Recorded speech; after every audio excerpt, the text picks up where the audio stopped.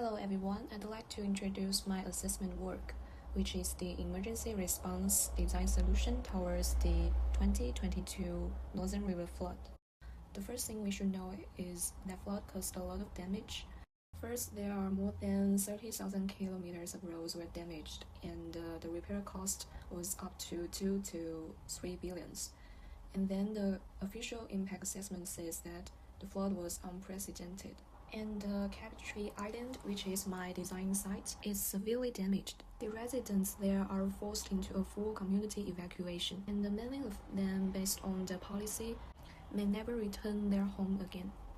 Among this group, there are more than 120 to 180 Aboriginal residents.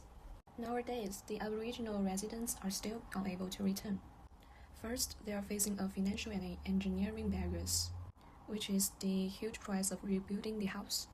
And as we can see on this map, the whole island are having a low-lying geography, which means it is very easy to experience flood over and over again.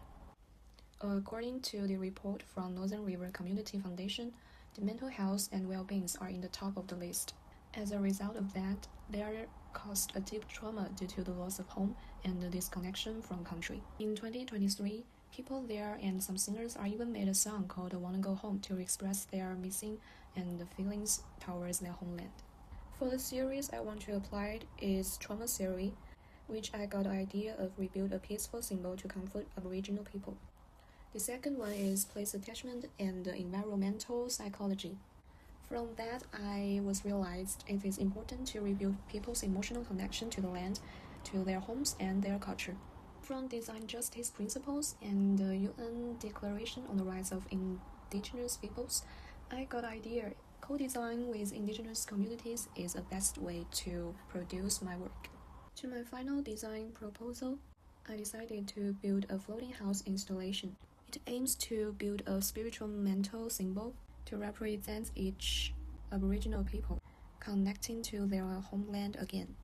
Each resident will co-design and hand-make their lost home, and each of one's homes will get together on the water. For the reason I want to build this floating house is I want to change the size of trauma into the size of healing, which is very acceptable for the Aboriginal people because they have the story tell about rainbow snake represents both this joy and birth. For the co-design process, there are 5 main groups that have functioned to the whole design, which is the local Aboriginal organizations, the Aboriginal elders, designers, trauma-informed facilities, and the Captree Island residents. These steps will begin with memory sharing, and then the drawing, the material selection, the modeling, and then the collective installation planning. The original concept is based on a precedent, which is the floating boats. But what's more, I want to add some interaction with the water, which is when the flood is not here, the installation just stick to the ground, and when the flood comes, it can flow on the water. To organize them all, I adopted the idea of borrow ring, which is the traditional ceremony ground of Aboriginal people in Bundjalung groups. But what's more, I changed the private organization into a public organization, so it's more easier to see the reunion and the bonding from each Aboriginal resident. And the lines connecting each installation to the ground are considered as umbilical cord to the motherland. The components of each single installation is 3 parts, which is the shell, the floating parts, and the small components linking different parts, including the lines. The main material to build the shell, I was considering some biomaterials, which is eco-friendly, and we can add the symbol of Captree Islands, the ponce fiber, in it. For the gluing part, I add an LED single bulb, and outside it is a transparent plastic box to protect it from the water. The first important thing is to do the waterproofing tests. I used the crayon and the waterproof sealant to do the testing. As for the results, 2 materials are functioning basically the same, but crayon are very hard to put on and take a lot of time. The waterproof sealants are more convenient.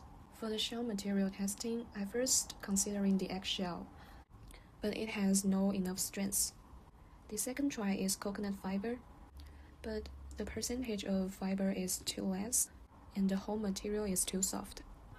At final test, I reorganized the percentage of coconut fiber and even add some starch to make the whole system glue together.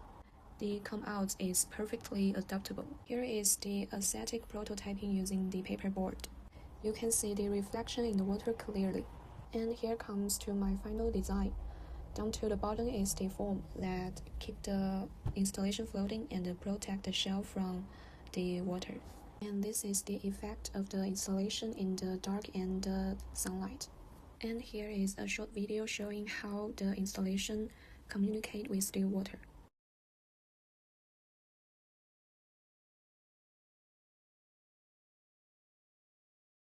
Thank you for listening.